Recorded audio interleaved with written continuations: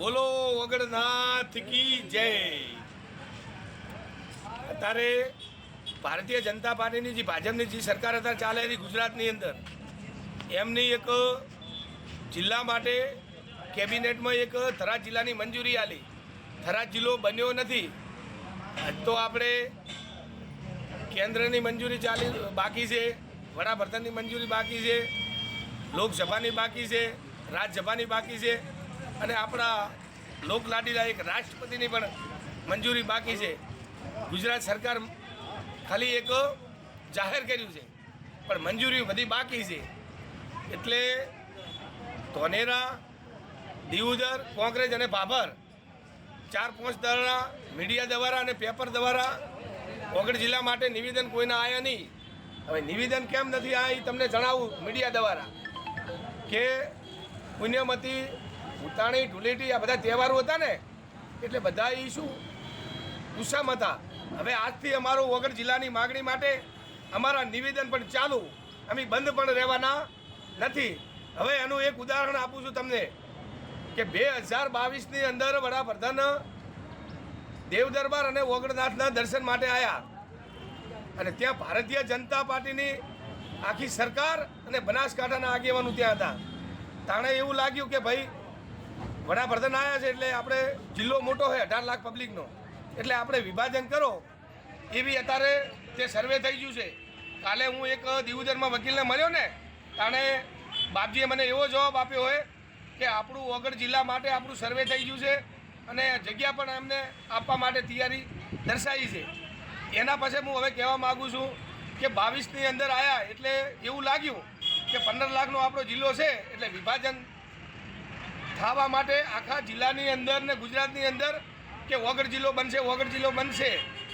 તો એમે થરાદના આગેવાનોની એવું નિવેદન આલેલ હતું કે આપણે 50 કિલોમીટર વગડ જિલ્લો થાય છે અને પાલનપુર હો થાય છે, એટલે થરાદના જે આગેવાનું એવું નિવેદન આલ્યું કે વગડ જિલ્લો આપણે બરાબર છે, પણ ભારતીય જનતા પાર્ટીના એક આગેવાનના કારણે અત્યારે થરાદ પણ મત વિસ્તાર બોલ્યા પછી ફરી જાય છે।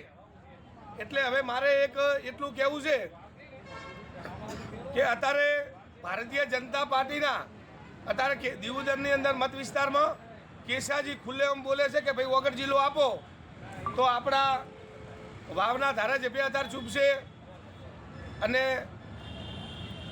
હરેક ભારતીય જનતા પાર્ટીના ભાભર તાલુકાના હરેક આગેવાનો અત્યારે ચૂપ છે।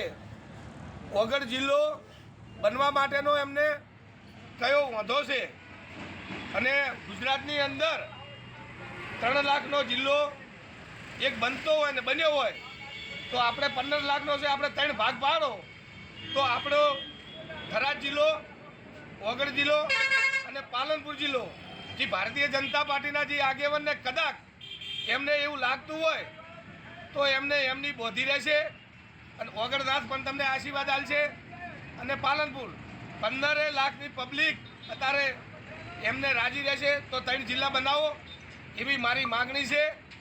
અને હવે ભાભર તાલુકાના અને ભાભર શહેરના ભારતીય જનતા પાર્ટીના આગેવાનનો એક કહેવા માગું છું। શું કહેવા માગું છું કે અત્યારે તમે ભાજપના જેટલા આગેવાનો છે ને એમને તમે અત્યારે દેવ દરબાર જો કે તમે વગડનાથના દર્શને જો ને, તો અત્યારે એ પજે લાગ્યા પછી એ અત્યારે શું કહે ખબર કે પેટમાં તો અત્યારે એમને ભારતીય જનતા પાર્ટીના આગેવાનને પણ ગમે છે કે વગડ જિલ્લો બનવો જોઈએ, પણ ભારતીય જનતા પાર્ટીના એક આગેવાનના કારણે અત્યારે ચૂપ છે, તો એમને ચૂપ ના રહેવું જોઈએ। એમને જિલ્લા માટે અત્યારે ચૂપ, દબાણ આવે એટલે ચૂપ, આપણે જીઆઈડીસી માગે એટલે ચૂપ। એટલે અત્યારે અમને તો ભાભર શહેરની અંદર ભાભરે શિખર શું બગાડ્યું છે કે જાણે 2012ની અંદર ભાભરવા વિધાનસભાના ભારતીય જનતા પાર્ટીના ધારાસભ્ય હતા ને અને મંત્રી હતા, તાણે આપણે ઢોલ નગારા સાથે મામલતદાર ઓફિસે જઈ અને આરોગ્યનું ખાતમુહૂર્ત કર્યું હતું। એ પણ અત્યારે તમે જુઓ, તે મીડિયા દ્વારા તમારે સર્વે કરવો તો કરો, અત્યારે ત્યાં હેડે જાતે કોઈ ઢોરા પડે રહ, કોઈ મોણ બજારા પડે રહ। અત્યારે આપણે ભાભર તાલુકાના અને ભાભર શહેરની અંદર તળિયા ઝાટક કરી નાખ્યું છે, અને તમે અમુક ભારતીય જનતા પાર્ટીના એક આગેવાન ખાલી કે એમને વિકાસ માટે તો ડાવા હાથનું ખેલ છે, તો ભારતીય જનતા પાર્ટીના એક આગેવાનને કહેવા માગું છું કે ભાભર તાલુકો અને ભાભર શહેર તમને અમને ખાલી તળિયા ઝાટક કર્યા છે, તો અમારી એક એવી માગણી છે તો તમે અમને જીઆઈડીસી તો આપો. એટલે આવું મારું એક માગણી છે. અને પછી ભારતીય જનતા પાર્ટીના એક ધારાસભ્ય મેચ માટે અત્યારે મેચનું એક આયોજન કરે છે, તો એમના ટી શર્ટની અંદર શું લખેલ છે, આગળ લોગો કેવો છે ખબર છે તમને? કે બનાસ. તો એમને બનાસ ગમતું હોય તો એમને વગર જિલ્લો આલવા માટે કેમ આટલી એલર્જી છે? ભારતીય જનતા પાર્ટીના જે ધારાસભ્યદાર છે ને વાવના, એ તો સરકારમાં છે. અને તમારી તાકાત હોય ને તો તમે વગરનાથ બાબતે વગર જિલ્લો માટે તમે એક નિવેદન આપો. અને એક નિવેદન અગાઉ એવું આપ્યું છે એમની ભારતીય જનતા પાર્ટીના વાવના ધારાસભ્ય, એક મીડિયા દ્વારા મેં વભળવા માગ્યું છે, તો એમનું એવું કહેતા હતા કે આ તો મારો પ્રશ્ન નથી, આ તો ભાભર વાવ તાલુકાના પબ્લિકનો પ્રશ્ન છે. વગર જિલ્લા માટે તમે પ્રતિનિધિ છો, તમારો પ્રશ્ન નથી. અને તમે રજૂઆત મુખ્યમંત્રી જોડે જઈ અને રાષ્ટ્રપતિ જોડે જઈ અને રાજપાલ જોડે જઈ અને તમે અમારો વગર જિલ્લો માગો તો તમને અમે સન્માન કરશા. અમારા ભાભર તાલુકાને તમે તળિયા ઝાટક ચમ કરી નાખો છો. અત્યારે ભાભરના તાલુકાની અંદર ડેરીમાં મારા મત વિસ્તારના 30,000 રૂપિયાનું જાણા હોય તો 30,000 દૂધમાં તો કશું વધતું નથી. ભારતીય જનતા પાર્ટીએ મારો તાલુકાને અને મારા શહેરને અત્યારે તળિયા ઝાટક કરી નાખ્યો છે. એટલે મારી ભાભર તાલુકાના ભાભર શહેરને વિનંતી છે કે તમે જાગો જાગો. આવા કોઈ પ્રતિનિધિ સંસદ સભ્ય હોય કે ધારાસભ્ય હોય કે જિલ્લા પંચાયતના સભ્ય હોય કે તાલુકા પંચાયતના હોય કે તાલુકા પંચાયતના પ્રમુખ હોય કે નગરપાલિકાના પ્રમુખ હોય, આવા વ્યક્તિઓને તમે અત્યારે હવે નગરપાલિકાની ચૂંટણી આવવાની છે, તાલુકા પંચાયતની ચૂંટણી આવવાની છે અને જિલ્લા પંચાયતની આવવાની છે અને સરપંચની આવવાની. આવા લોકોને તમે ઓળખજો. અત્યારે તમે સન્માન માટે ઠાકોર સમાજના આગેવાન ઠાકોર સમાજના જે કલાકારને અપમાન કર્યું છે એમે તમારે અપમાન કરવું છે. જિલ્લો નથી આલવો, નર્મદા માટે પાણી માટે તકલીફ, અત્યારે તમારે દમણ આવે તો તકલીફ, જીઆઈડીસી નથી આલવી તો તમારે અમારે ભાભર તાલુકાને શું તળિયા ઝાટક કરવા માટે તો એવું કહી દો કે તમે વિકાસ માટે અમે ભાભર તાલુકો ભાભર શહેર ઝીરો છે, તો અમે અમારી રીતે ખંડ ઉઘરાઈને અમે વિકાસ કરો. પણ તમારી ભારતીય જનતા પાર્ટીની જે ગુજરાતની સરકારની છે ને એમની પણ અમે આશા છોડી મેલ છે. મારી માગણી છે તો છેલ્લી તમે ભાભર તાલુકો ભાભર શહેરને તમે જીઆઈડીસી આપો એવી મારી માગણી છે ભાભર શહેર પ્રમુખ તરીકે. અત્યારે ધોનેરા ભાભર કોંગ્રેસ અને દીવદર અને ભાભર શહેર મરી જશે હકવાદ. ભારતીય જનતા પાર્ટીની સરકાર હોમે રહી અને ઓગળ જિલ્લો લાવશું ને લાવશું. અમે આખો ભાભર શહેર ભાભર તાલુકો અત્યારે ભારતીય જનતા પાર્ટીના નર્મદા હોય, જીઆઈડીસી હોય, દમણ હોય કે ગમે તે વસ્તુ હોય, અત્યારે ભાભર શહેરને તળિયા ઝાકટ ભારતીય જનતા પાર્ટીની સરકારે કર્યો છે. અને તો વગર જિલ્લો મરી જશે પણ વગર જિલ્લો લઈને જ રહેશો. ભલે ભારતીય જનતા પાર્ટીના આગેવાનના કારણે જિલ્લો અત્યારે ભારતીય જનતા પાર્ટીના આગેવાનો ના બોલતા હોય પણ અમે તો કદી હર હિસાબે ચૂપ રહેવાના નથી. વગર જિલ્લો બનાવીને રહેશે અને બનાવીને રહેશે. પાર્ટીની જે ગુજરાતની જે સરકાર ચાલે છે ને 3 મહિનાથી મારો તાલુકો મારો શહેર અને મેં એટલા મીડિયા દ્વારા મેં નિવેદન આપ્યું છે અને ભાભર તાલુકાના ભાભર શહેરના અને ગુજરાતના ઠાકોર સમાજને હું એક વિનંતી કરવા માગું છું. તમે અત્યારે નજરનો દાખલો જુઓ. જાણે ગુજરાતની સરકારે કલાકારોના જે સન્માન કર્યા ને એમે ઠાકોર સમાજના જે કલાકારો લોક લાડીલા વિક્રમભાઈ ઠાકોરનું એમની સન્માન નથી કર્યું. ઠાકોર સમાજના જે આગેવાનનું કલાકાર હતા ને એમનું સન્માન નથી કર્યું. દરબાર સમાજના જે કલાકારો છે ને એમનું સન્માન નથી કર્યું. દલીલ સમાજના જે આગેવાનો છે ને જે કલાકારો એમનું પણ સન્માન નહીં કર્યું.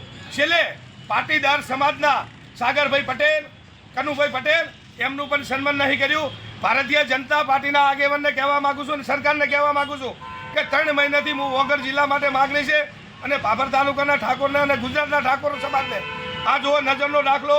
ઠાકોર સમાજના કલાકારને પણ ભારતીય જનતા પાર્ટીએ અપમાન કર્યું છે અને તમે અમને જિલ્લા પંચાયત, તાલુકા પંચાયત, સરપંચની ચૂંટણી, નગરપાલિકાની ચૂંટણી એ વખતે દેખાડી દેજો કે ઠાકોર સમાજ અત્યારે અપમાન કર્યું છે એનો બદલો ચૂંટણીમાં આપજો એવી મારી નમ્ર અપીલ છે અને નમ્ર મારી રજૂઆત છે ઠાકોર સમાજને. ઘણી જગ્યાએથી એવા પણ નિવેદનો આવી રહ્યા છે કે આ જે અપમાન થયું છે અપમાનનો બદલો 2027માં લેવામાં આવશે.